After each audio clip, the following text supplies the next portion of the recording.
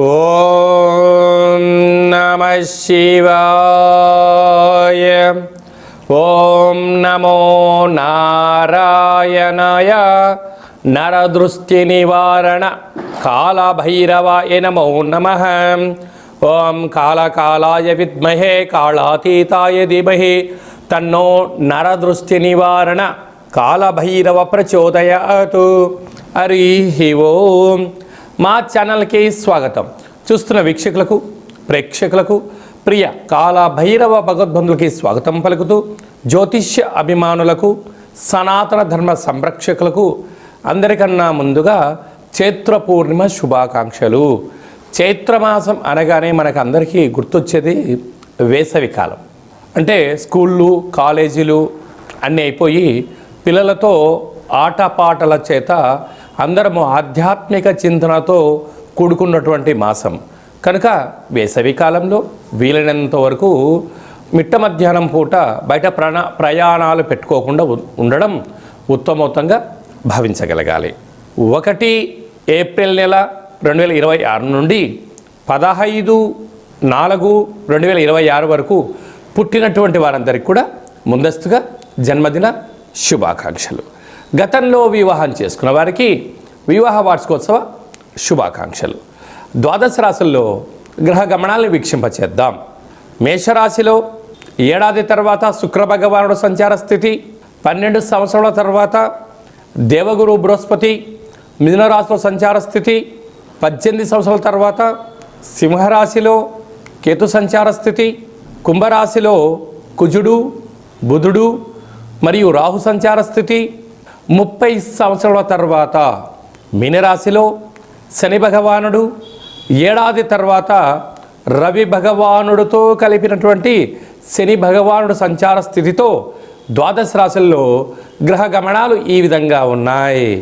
ధనుసు రాశి వారికి జాతకంలో తెలుగు ఉగాది పండుగ ప్రారంభమైన తర్వాత ఆదాయ వేలలో స్వల్పమైనటువంటి మార్పు ఉండినను ఎన్నడూ లేనటువంటి విధంగా ఏడాది తర్వాత రవి భగవానుడు అర్ధాష్టమ శని సంచార స్థితి ఉన్నప్పుడు, దోషం చాలా అధికంగా ఉన్నప్పుడు వాటి తీవ్రత తగ్గించుకొని ఎలాంటి విజయం పొందాలో ఈ వీడియోలో సవివరంగా సంపూర్ణంగా తెలుసుకుందాం. ధనుసు రాశిలో ఏ నక్షత్రాలు వస్తాయనగా మూలా నక్షత్రంలోని 4 పాదాలు, పూర్వాషాఢ నక్షత్రంలోని 4 పాదాలు, ఉత్తరాషాఢ నక్షత్రంలో 1 పాదం కలిపితే ధనుసు రాశి. రాశాధిపతి దేవగురు బృహస్పతి.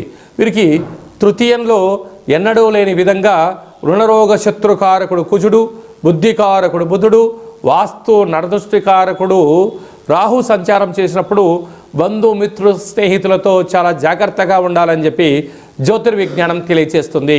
ఏడాది తర్వాత ఆయుకారకుడు శని భగవానుడు, ఆరోగ్యకారకుడు పితృకారకుడు రవి భగవానుడు ఉండడం వలన నూతనంగా వివాహమైన వారు, ఆ తదనంతరము సంతానం కలిగిన వారు మీ యొక్క పిల్లలను క్రీడారంగ మైదానంలో కానీ జల క్రీడలకు పంపించేటప్పుడు తస్మాత్ జాగ్రత్త.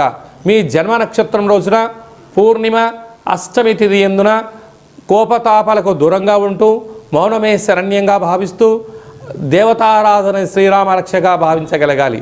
చైత్ర పూర్ణిమ సందర్భంగా ఒక వెడల్పాటి పాత్రలో పసుపును వేసి చంద్ర భగవాన్ని దర్శనము చేసుకొని ఆ యొక్క సువర్ణపు స్వరూపమైనటువంటి తిలకాన్ని దిద్దుకోవడం వలన విపరీతమైనటువంటి ధన ఆకర్షణ, జన ఆకర్షణ, రాజయోగం మీ సొంతమవుతుంది.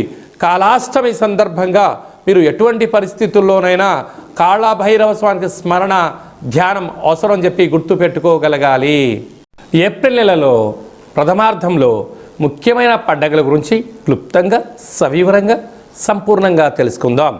మనకు 2వ తారీఖు ఏప్రిల్ నెలలో చైత్రమాస పూర్ణిమ అంటే విశేషమైనటువంటి పూర్ణిమ తిథి యందున, అంటే తెలుగు ఉగాది ప్రారంభమైన తర్వాత వచ్చేటువంటి మొట్టమొదటి పూర్ణిమ కావడం వలన తప్పక మనమందరము కూడా వీలైనంత వరకు గృహంలో శక్త్యానుసారంగా శ్రీ రమా సహిత సత్యనారాయణ స్వామి యొక్క వ్రతము, అలాగనే రాత్రిపూట చంద్రోదయ దర్శనం చేసుకోవడం వలన సంవత్సరాంతము అఖండమైనటువంటి చంద్రుడు ఆకాశంతో వెలుగులు ఎలా ప్రసరిస్తూ ఉంటాడో మన జీవితాల్లో అన్నింటా విద్యలో, ఉద్యోగంలో, వివాహంలో, సంతానంలో, రాజయోగంలో సకల భోగభాగ్యాలతో ఆనందంగా ఉంటాము అని చెప్పి గమనించాలి. అలాగనే మనకు 6వ తారీఖున సంకటహ చతుర్థి, తెలుగు సంవత్సరాది ప్రారంభమైన తర్వాత మొట్టమొదటి సంకటహర చతుర్థి కనుక సాయం సంధ్య వరకు ఉపవాసం ఉండి విఘ్నేశ్వర స్వామివారికి గరికను, అటుకులను నైవేద్యంగా ఏర్పాటు చేసి స్వామివారికి ప్రదక్షిణ చేసి రావడం వల్ల సకల అష్టకష్టాలన్నీ తొలగిపోయి అష్టైశ్వర్య ప్రాప్తి కలుగుతుందని చెప్పి కూడా గమనించాలి. అలాగనే మనకు 10వ తారీఖున చైత్రమాస బహుళపక్ష కాళాష్టమి, తెలుగు ఉగాది ప్రారంభం అయిన తర్వాత వచ్చేటువంటి మొట్టమొదటి కాళాష్టమి కనుక కాలాన్ని మనం జయింపచేయాలన్నా, జాతకంలో ఉండబడిన గ్రహదోషాలు తొలగించుకోవాలన్నా, జీవితంలో మనం అనుకున్న గమ్యాలు చేరాలన్నా కాలాన్ని శాసింపజేసే శక్తి కాలభైరవుడికి ఉంటుంది కనుక ఇంట్లో కూష్మాండ దీపము, కాలభైరవ అష్టకాన్ని వినడం, స్మరణ చేయడం, ధ్యానం చేయడం, పక్షులకు ఇది వేసవికాలం కావడం వలన కాకులకు, పావురాలకు నీటిని, ఆహారాన్ని వేయడం వలన సకల దోషాలు తొలగిపోతాయి. అలాగనే చాలామందికి ఈ వేసవి కాలంలో అనేక రకాలమైనటువంటి ఇబ్బందులు ఉంటాయి. వీటిని అధిగమించగలగాలి అన్నట్లయితే తప్పక కాళాష్టమి తిథి యందున భైరవ స్వామికి స్మరణ, ధ్యానం అవసరం. అలా కుదరాలైనటువంటి వారు ఎవరైనా ఉన్నట్లయితే ఈ కింది నెంబర్ మీరు సంప్రదించినట్లయితే, మీ గోత్రనామాలు పంపించినట్లయితే మన యొక్క దేవాలయంలో నిత్య కాళభైరవ పూజా కార్యక్రమాలు, హోమ కార్యక్రమాలు జరుగుతుంటాయి. అలాగనే కాశీ క్షేత్రంలో కూడా మనము నిత్యము కాళభైరవ పూజా కార్యక్రమం నిర్వహించడం జరుగుతుంది. కనుక మీ గోత్రనామాలు పంపించగలిగినట్లయితే మీకు అక్కడ పూజ చేయించి వీడియో కాల్ ద్వారా ప్రత్యక్ష ప్రసారాన్ని చూపిస్తూ కాళభైరవుడి యొక్క ఆశీస్సులను మీకు అందజేయడం జరుగుతుందని చెప్పి గమనించాలి. కనుక మీ యొక్క వ్యక్తిగత జాతకం తెలుసుకోవాలనుకుంటున్నారా?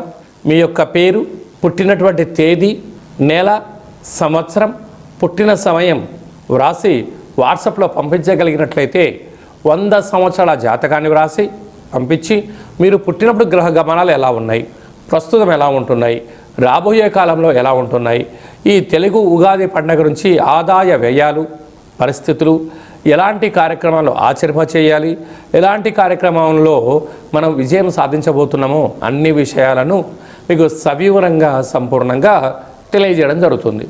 డేటా బర్త్లు లేనటువంటి వారికి పేరు యొక్క మొదటి అక్షరాన్ని అనుసరిస్తూ రాశి స్థితిగతులను తెలియచేస్తూ రమణ శాస్త్రం ద్వారా అనగా గవ్వల ద్వారా కాళభైరవ ఉపాసన చేత భూత భవిష్యత్ వర్తమానాన్ని గవ్వల జ్యోతిష్యం ద్వారా తెలియజేయడం జరుగుతుంది.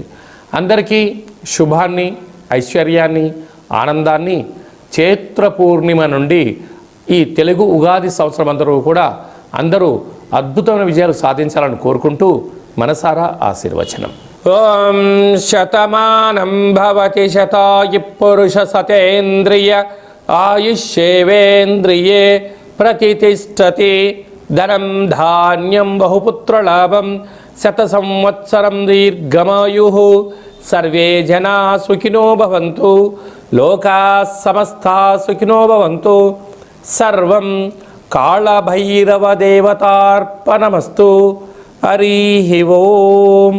ఈ వీడియో మీకు నచ్చినట్టయితే మా ఛానల్ని సబ్స్క్రైబ్ చేసుకోండి, గంట సింబల్ ప్రెస్ చేయండి, ఆల్ బటన్ కూడా తెలియచేయండి. ఈ భక్తి సమాచారాన్ని భగవద్బంధులకు, మిత్రులకు, స్నేహితులకు చేరవేయండి. హిందూ ధర్మాన్ని కాపాడండి.